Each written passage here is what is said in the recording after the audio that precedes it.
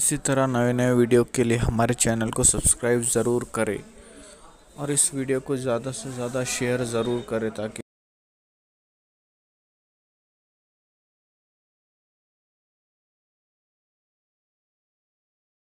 जाकर अजमेर में गया। इन्होंने कहा ठीक है, और फिर इन्होंने तैयारी कर ली और निकले गरीब नवाज छोटे से फकीरों की एक टोली लेकर। छोटी सी टोली थी फकीरों की, तनहा गरीब नवाज थे और कुछ फकरा। फकीर ये नहीं, दरअसल हमारे इस्तिलाह बदल गई है। फकीर भीख मांगने वाले को नहीं कहते, फकीर जो कहते हैं वो नवाजने वाले को कहते हैं, लेकिन लोगों ने इस्तिलाह बदली है। भिखारी भिखारी जो होता है हमने उसको फकीर कहना शुरू किया। हालांकि फकीर वो होता है जो यदि बैजा आस्तीनों में लेकर बैठा है। फकीर वो होता है जिसके सर पे हाथ रख देता है तकदीर बदल जाती है। हाँ, फकीर वो होता है जिसको देख लेता है उसकी तकदीर बदल देता है। फकीरों की बड़ी शान है। मोहम्मद के फकीर, अल्लाह के फकीर, इन फकीरों की बड़ी शान है। इन फकरा का हाल ये ना, ये जो फकीर हैं किसी बात पे कसम उठाने तो अल्लाह उनकी कसम पूरी कर देता है कि वो फकीर लोग हैं जो भीख नहीं मांगते। देखे ना कितनी छोटी सी टोली लेकर चले थे फकीरों की। मैं चैलेंज के साथ कहता हूँ, किसी के दरवाजे पे हाथ फैलाकर खड़े हुए तो बता दो। लेकिन लोगों ने इस्तिलाह बदली है। इस्तिलाह देखो कितना हमारे साथ जुल्म हुआ और हमने इस्तिलाह कबूल भी कर लिया। हमने इस्तिलाह कबूल भी कर लिया। किसी बकरी काटने वाले को लोगों ने मुल्ला कह दिया, बकरी काटने वाले को मुल्ला कह दिया, टकला बनाने वाले को हजार जब खलीफा कह दिया। ये साजिश है। मुल्ला क्यों कहा? इसलिए कि मुल्ला उलमा में बड़ी आला डिग्री, मुफ्ती के ऊपर की भी डिग्री का नाम था मुल्ला। ये मुल्ला अली कारी, मुल्ला जीवन, ये मुल्ला। लेकिन जब वो जलील करने के लिए हमारे बुजुर्गों को बकरी काटने वाले को मुल्ला कह दिया, ये जुल्म किया। फिर बाज बदबख्तों ने खुलफा की तौहीन करने की बुनियाद पे हजामों को खलीफा कह दिया ताकि खुलफा की बेअदबी हो। लोगों ने उस इस्तिलाह को कबूल कर लिया। ऐसे ही फकीर का इस्तिलाह है। फकीर का मतलब यह है कि अल्लाह अकबर, अगर हलाकों की फौज को एक कटोरे में कोई मुक़य्यद कर सकता है तो वो अल्लाह का फकीर है। ये फकीरों की शान। तो फकीरों की छोटी सी टोली लेकर के चले, इधर चले उधर हिंदुस्तान के अंदर जो है ये गलगला हो गया। जादू के जरिए से, इल्म नजूम के जरिए से, फला फला जो भी उन्होंने करना था कि एक फकीर आ रहा है, एक फकीर आ रहा है। अच्छा, वो भी ये कहते थे एक फकीर आ रहा है, एक फकीर आ रहा है। बोलो फकीरों से इतने डरने की जरूरत क्या थी? एक फकीर आ रहा है, फकीर से डरने की जरूरत क्या थी? पता था फकीर भीख नहीं मांगता, फकीर इतना देता है कि काफिरों को मोमिन बना देता है। जयपाल जोगी को अब्दुल्ला बियाबानी बना देता है। तो फकीर आ रहा है, अल्लाह का फकीर आ रहा है, और वो आएगा तो हुकूमत का तख्ता पलट देगा। वो आएगा तो जब फकीर आएगा हुकूमत का तख्ता पलट देगा। फकीर आएगा तो पृथ्वी राज की हुकूमत खत्म हो जाएगी। ये बात नहीं थी। और ये बात मौलिकीन ने जो लिखी है कि सबसे ज्यादा कहने वाली जो जात थी वो पृथ्वी राज की अम्मी थी, उसकी माँ थी। उसने इतना इल्म और इतना ज्ञान हासिल किया था पृथ्वी राज की माँ ने। मौलिकीन ने लिखा है, ये कोई मेरा अकीदा नहीं है, मैं नकल कर रहा हूँ सिर्फ, कि वो मुर्ग की बोलियां भी समझती, परिंदों की बोलियां उसने सीख रखी थी। खुदा जाने थे मौलिकीन, बाद मौलिकीन ने लिखा, हिंदुस्तान की तारीख है। तो वो कहती थी कि ये जो मुर्ग बोलते हैं ना, मुर्ग जो बोलते हैं, तो ये मुर्ग कहते हैं कि वो फकीर आएगा तो तेरी हुकूमत खत्म हो जाएगी। तो अपने बेटे को कहती थी, बेटे को, पृथ्वीराज को, बेटा उस मोहम्मद के फकीर से मत लड़ना, उस मोहम्मद के फकीर से मत लड़ना वरना तेरा निशान मिट जाएगा। काश कि कोई मां आज भी ऐसी होती जो कहती कि मोहम्मद के फकीर से मत लड़ना वरना तुम्हारा निशान मिट जाएगा। नारे तकबीर, नारे तकबीर, नारे रिसालत, नारे रिसालत, जश्न गरीब नवाज, सुन्नी दावत इस्लामी, सैयद अमीनुल कादरी साहब, नारे तकबीर। मोहम्मद के फकीर से मत लड़ना वरना पृथ्वीराज तेरा तख्त ताज तेरा पूरा राज मिट जाएगा। पृथ्वीराज कहा गया था वो अखंड भारत का सम्राट था, अखंड भारत का सम्राट था पृथ्वीराज। और फिर उसने मां के कहने पर उसकी मां ने और जादूगरों ने होलिया भी बयान किया। होलिया से तस्वीरें बनाई, कहा ये मुसलमान कहीं भी आए ना इसको कत्ल कर देना, इसको मार डालना। सरकार गरीब नवाज उधर निकले और इधर चर्चे हो गए कि उस फकीर को मत आने दो, मोहम्मद के फकीर को, उसको या तो जिंदा गिरफ्तार कर डालो या उसको मार डालो। लेकिन गरीब नवाज निकले, तस्वीरें बच चुकी थी। आप सफर करते करते समाना की सरजमीन पर, उसको समाना भी लिखा गया है, वहां पर पृथ्वीराज का दामाद था। उसको पता चला ये मोहम्मद का फकीर सल्लल्लाहु अलैहि वसल्लम। मुझे बहुत लुत्फ आता है ये जुमला कहने में, मोहम्मद का फकीर सल्लल्लाहु अलैहि वसल्लम, शहजादा रसूल है ना। और मैं फकीर की इस्तिलाह पहले बयान कर चुका, इसलिए अब दिक्कत नहीं है कुछ कहने में। मोहम्मद का फकीर, हम तो जब कहते हैं हम भी आपके फकीरों के फकीर हैं, हम भी आपके फकीरों के फकीर हैं, जो आपके फकीर हैं उनके फकीर हैं। हाय हाय। तो उसको पता चला कि वो फकीर आया है। उसने कहा यार जाओ देखो पहले वो कैसा है। जब उसके जासूस गरीब नवाज को देखने के लिए गए ना, पेशानी पर वो नूर, आंखों में वो चमक, वजूद पर वो रोब।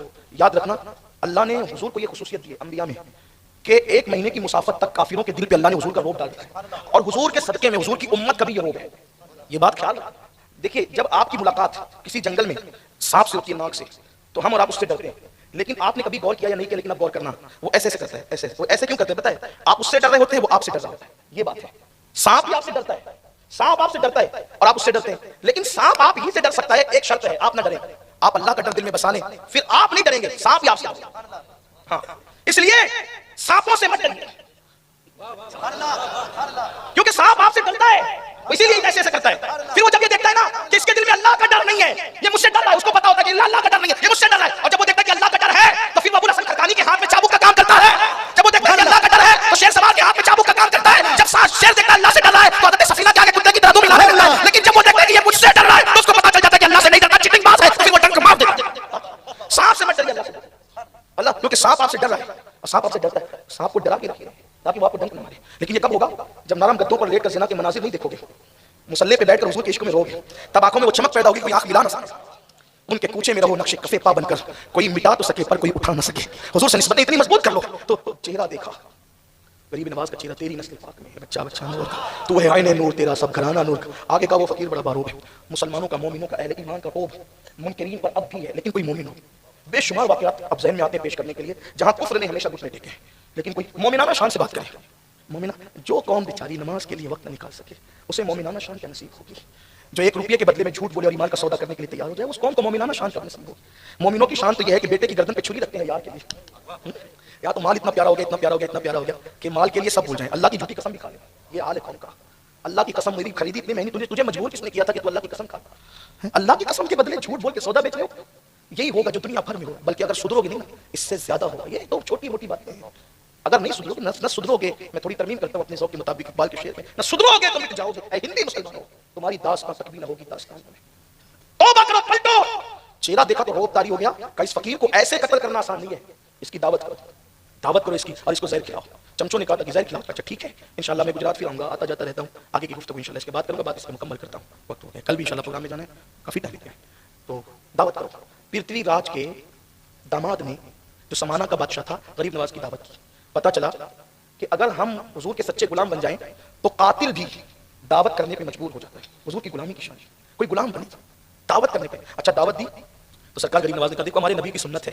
क्या ख्याल था सुन्नतों का कि हम दावत कबूल कर लेते हैं, दावत कबूल की, लेकिन तेरे महल में आकर नहीं खाएंगे। हम फकीरों को क्या काम किसी के महल से, हम महल में नहीं आएंगे, तुम्हें खाना नहीं ला के देना होगा, लेकिन दावत कबूल है। ठीक है, उसको लगा कि ये तो बहुत अच्छी बात है। उसने क्या किया, खतरनाक ज़हर हलाल उस खाने में मिलाया और हिंदुस्तान के जितने लजीज पकवान हो सकते थे सब पकवाया। सोचा कि बेचारे अरब के भूखे लोग फटे पुराने कपड़े पर आए हैं, मेरे खाने पे टूट पड़ेंगे और फिर जहर से इनका किस्सा तमाम होगा। मेरा ससुर मुझे कितना बड़ा इनाम देगा कि मेरे खतरे को इसने कितनी आसानी से खत्म कर दिया। और चंद फकीरों को कत्ल करना जहर से आसान काम है। उसने सारे पकवान पकाए, जहर मिलाया, जहर मिला के अपने वजीरों से कहा कि जाओ उस फकीर को दे दो। वजीर जानते थे मामला क्या है। उसकी माँ को पता नहीं था, उसकी माँ को पता नहीं था। उसकी माँ मजहब के मामले में थी कट्टर, लेकिन उसकी माँ को ये बात थी कि भाई किसी भी मुसाफिर को मेहमान बना के बुलाकर उसके साथ दगा नहीं करना चाहिए। वो इस इस्लाम पर नहीं थी। बाज लोग जो है वो कभी कभी रिवायतों की बुनियाद पर भी कुछ सच्चाइयों की पाबंदी करते हैं, कभी कभी ऐसा होता है। तो उसकी माँ को पता नहीं था और ये दामाद पृथ्वीराज, इसने जहर मिला करके जो भेज दिया। जहर आलूद खाना आया, गरीब नवाज ने देख के मुस्कुराया। जहर आलूद खाना देख के गरीब नवाज ने मुस्कुराया और अपने खादिम से कहा, उस वक्त खिदमत पर हजरत मोहम्मद सब्ज़वारी साहब, एक गरीब नवाज के खुलफा में से यादगार मोहम्मद सब्ज़वारी साहब थे, वो भी आ चुके थे खिदमत में। और सैयदी सरकार सैयद फखरुद्दीन कुरैशी ये भी साथ में थे, तो और भी फकरा थे। तो खादिम से कहा, जिससे भी कहा, लेकिन खादिम से कहा कि इसमें तो जहर है खाने में, देखे कहा इसमें तो जहर है। इसलिए कि औलिया अल्लाह की शान बयान की है साहिब मसनवी ने कि वो तो लोहे महफूज पर नजर रखे होते हैं। जो लोहे महफूज को देखे वो खाना ना देखे। ये तो हम लोग हैं कि लोहे महफूज पर मुरीदों के सामने चिटिंगबाजियां करे, हमें भी दिख रहा है, और चावल के नीचे की बोटियां नजर ना आए, तो ये एक अलग गुनाह है। मेरे जैसे लोग अगर इस तरह की चीटिंगबाजी करें तो अच्छी बात नहीं। कौम जब बगैर चीटिंग के मोहब्बत कर रही है तो चीटिंग करने की जरूरत क्या है? जब अल्लाह यूं ही मोहब्बत दे रहा है लोगों के दरमियान में, तो फिर आप लोहे महफूज देखने की बात क्यों करते हैं? पैर के, हमारी जमात के बहुत बड़े बुजुर्ग कहते हैं कि पैर के नीचे की जमीन नजर नहीं आती, लोहे महफूज देखने की बात करते हो। तो हमें जो नजर, देखो अल्लाह ने जितने मुकद्दर में जो लिखा है वही होगा, ज्यादा उड़ने की बात ना करें आप। और जिसे लोहे महफूज दिखता है वो तो इतना झुकता है कि कहता है कि मेरी निगाह कमजोर है, मैं क्या देखा, मैं तो अपने आप को भी देख ना सका, तो मैं लोहे महफूज क्या देखूं? जो पीवर लोग हैं वो बातें कम करते हैं, काम ज्यादा करते हैं, इसलिए कि भरा हुआ घड़ा हमेशा खामोश रहता है और आधा अधूरा घड़ा छलकता रहता है, बचता रहता है। जो समुंदर है वो खामोश रहा करते हैं और घड़े खाली खूब बजा करते हैं, इसलिए बजो मत, बजना खाली पली बना मत। तो कहा कि इसमें तो बिछाओ चादर, और चादर बिछाने के बाद क्या जबान थी उनकी, जिसने कभी न गाली दी थी, न कभी गीबत की थी, न कभी चुगली की थी। जबान क्या पाकीज़ा थी। कहा उन वजीरों से जो आए थे खाना लेकर कि भाई हमने तो खाने की दावत कबूल की, खाना खाने की, जहर खाने की दावत हमने कबूल नहीं की। हमने खाना खाने की दावत कबूल की, जहर खाने की दावत कबूल नहीं की। और फिर कहा उन्हीं लोगों के सामने कि खाना हम कबूल करते हैं, जहर बाहर निकल जा। तो लोगों ने अपनी आंखों से देखा कि जहर निकल कर चादर पे गिरता था, जहर निकल के चादर। ये शान है मुस्तफा जान रहमत के गुलामों की, ये शान है। कोई उनकी गुलामी करके देखे खुदा उसको कितना नवाजता है, कितना अता करता है। मेरे आका सल्लल्लाहु अलैहि वसल्लम के दीवानों, अपना सबसे बड़ा कसूर ये है हम सबके बने उसके नहीं बने जिसका बनने का हुक्म अल्लाह ने दिया है, जिसका बनने का हुक्म अल्लाह ने फरमाया। आओ उनके सच्चे गुलाम बन जाए, हम तबीयत के गुलाम बने, मुस्तफा जान रहमत के गुलाम न बने। अगर हम उनके सच्चे गुलाम बनते तो कुदरत हमें भी नवाजती। हम तो माइल बकरम है, कोई साइल ही नहीं, राह दिखलाए किसे, राह रबे मंजिल नहीं। का जहर निकलता चला गया, चादर उठाई, गठरी बांधी, कहा हम तो वादे के पक्के लोग हैं, मैंने खाना कबूल किया, जहर बादशाह को खिला दो ले जाकर। हमने तो खाने की दावत की, खाना कबूल कर लिया। उन्होंने जहर निकलता हुआ देखा अपनी आंख से। भाई आदमी सुनकर इनकार कर सकता है, गरीब नवाज ने दिखाया था, गरीब नवाज दिखाने आए थे। इसीलिए हमारी जमात के बहुत बड़े मुफक्किर ने कहा कि उलमा की टीम इसलिए होती है कि वो दलील से समझाएं और औलिया की टीम इसलिए होती है कि वो देखने वालों को दिखाएं। इसलिए कि एक तबका होता है जो सुनकर दलीलें सुन के मान लेता है और एक तबका होता है जो दलील से नहीं मानता, वो देख करके मानता है। तो कुदरत ने देखने वालों को भी दिखाने वालों को भी पैदा किया है। इसीलिए एक बहुत बड़े मुफक्किर हमारी जमात कहते हैं जहां इल्म थक कर बैठ जाता है वहां मुशाहिदा रहनुमाई करता हुआ नजर आता है, और जब मुशाहिदा होता है तो फिर इंसान मुशाहिदे को देख करके उसको झुटला नहीं सकता। अल्लाह अकबर। अहले इल्म को मक्के में कुरान की दलीलें दे दी गई, वो मान गए, लेकिन कुछ लोग ऐसे भी थे जिन्होंने चांद के टुकड़े देखे, सूरज को पलटता हुआ देखा। फिर क्या हुआ? कहा ये पोटली लो, कटरी लो और ले जाकर अपने बादशाह को खिला दो। खाना हम खाएंगे, जहर बादशाह खाएगा। वली के मुंह से निकलना था खाना हम खाएंगे, जहर बादशाह खाएगा। खाना हम खाएंगे, जहर बादशाह खाएगा। और फिर खाना खा लिया सबने। ये मंजर पूरा समाना के लोग देख रहे थे। जब जहर की कटरी लेकर के वो महल में दाखिल हुए, ये क्या है? राजा की मां खड़ी हुई थी। कहा तुमने जो जहर मिलाया था ना, उस फकीर ने कहा कि जहर निकल जा, क्योंकि हमने खाना खाने की दावत कबूल की है, जहर खाने की दावत हमने कबूल नहीं की है। उसके कहने पे ये जहर बाहर निकल आया। अब वो हिंदुस्तान की औरत, उसकी अम्मी, औरतें बड़ी पक्की होती है। अगर किसी के वो देख लेना चमत्कार, हाँ, तो फिर वो जल्दी से टस से बस नहीं होती। जब सुन लिया कि करामत दिखाई, जहर अलग निकाल दिया, तो कहने की वो तो अल्लाह का फकीर, वो तो सच्चा आदमी, तूने झूठ क्यों किया? तूने तका, अगर तेरे अंदर हिम्मत थी तो बाजू की ताकत से कत्ल करता। तूने दगे से किया। काश मैं तुझे पैदा न करती, तेरी जगह मैं सांप पैदा करती। पीछे से हमला करने वाला मेरी औलाद नहीं हो सकता। बड़ी गालियां दी उसकी मां ने, उसको गाली खूब डांट लाई। ये सोचने लगा कि ये ऐसे हो कैसे गया कि लुट गया है जो मुसाफिर जाके मंजिल के करीब। मैंने तो इस कदर सब कुछ किया था लेकिन लुट गया, मैं कामयाब ना हो सका। तो वो खूब पागल जैसा हुआ और दीवार से सर टकराने लगा कि मैं मां के ताने सुनने से पहले मर क्यों नहीं गया। और उसके दिमाग पर ऐसी गंदगी तारी हुई और ऐसी जो है वो खौफ तारी हुई कि वो टेंशन की ताब न लाके दीवार से सर टकराता रहा। और फिर वो गठरी खोली और वही जहर उसने अपने मुंह में डाल लिया। दुनिया ने गरीब नवाज के जुमले को सच्चा होते हुए देखा कि खाना हम खाएंगे, जहर बादशाह खाएगा। जब ये मंजर लोगों ने देखा, उस दिन 700 लोग समाना के, और 700 कौन लोग पता है? अवाम में से नहीं, 700 मजहबी रहनुमा समाना के, मजहबी लोग वो मुसलमान हुए और हजारों की तादाद में समाना की अवाम मुसलमान हुई। सरकार गरीब नवाज ने एक ऐसा शख्स जो उनका मजहबी रहनुमा था उस पर नजर डाली, उसी वक्त विलायत अता की, खिलाफत अता की और समाना का इलाका उनको सौंप करके कहा ये मेरी मंजिल नहीं है, मेरी मंजिल कहीं और है, और आप रवाना हो गए। ये शान के साथ गरीब नवाज आए।